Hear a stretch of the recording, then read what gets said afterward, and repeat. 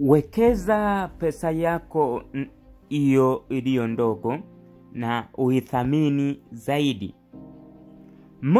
Bilionea wa Tanzania anaithamini shilingi 100, anaithamini shilingi 50 na anaithamini shilingi 200.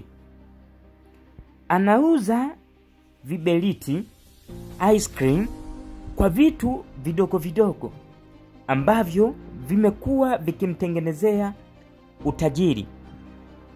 Natambua ya kwamba pesa imejificha katika dharau.